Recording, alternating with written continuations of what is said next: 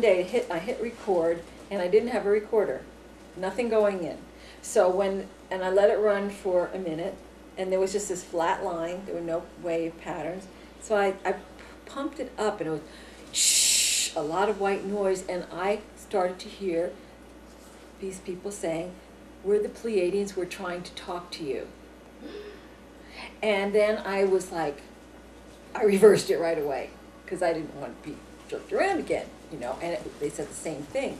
And they said, "We're trying to help the people there on Earth. We're trying to save their lives." And I had no idea what they were talking about.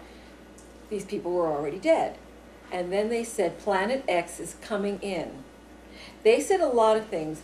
I'd say about half of which I could hear, because it was very, very soft. But they talked to me about how they tried to tell me about these reptilian aliens, that they were very vicious.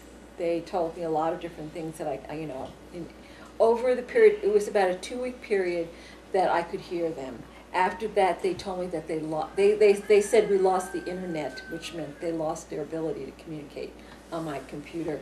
Ever since then, I still get messages, but it's always in a reversal with somebody else speaking. It's not the direct conversations that I had for a while. And why is it that you suspect that the reptilians have such easy access and the Pleiadians have such a difficult time? They own this world inside of their net.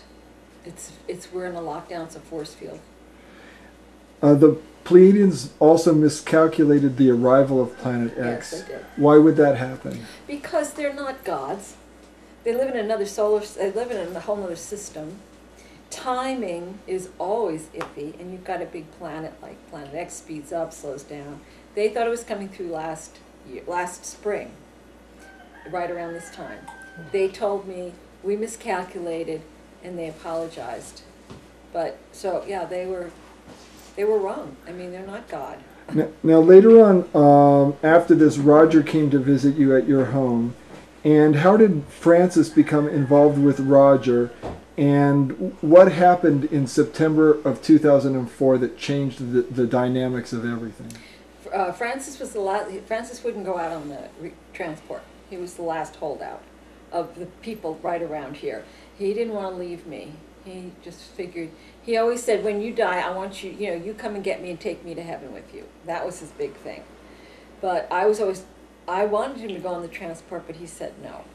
And then when Roger first showed up, the guest house where he was staying that night was filled with reptilian aliens who were just doing stuff to him.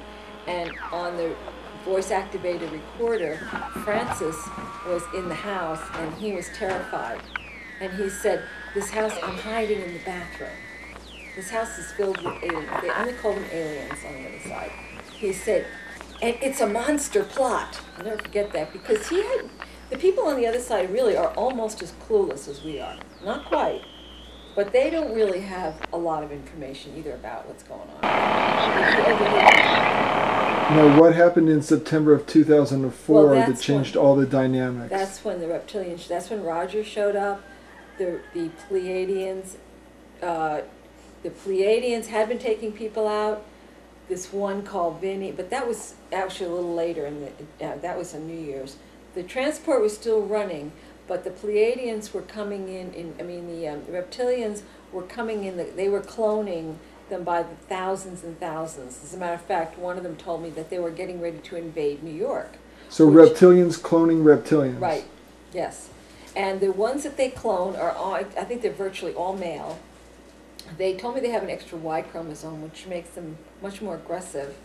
They were getting ready to invade New York, and I thought, when I heard that there was going to be another event, kind of like maybe 9/11, but it was an interdimensional invasion. In other words, they were there to grab people who died.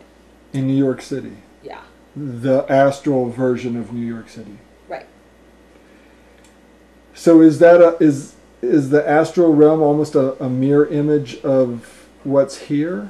It's similar, but I don't, like Francis's, when he moved into the little house, when the whole group moved down there,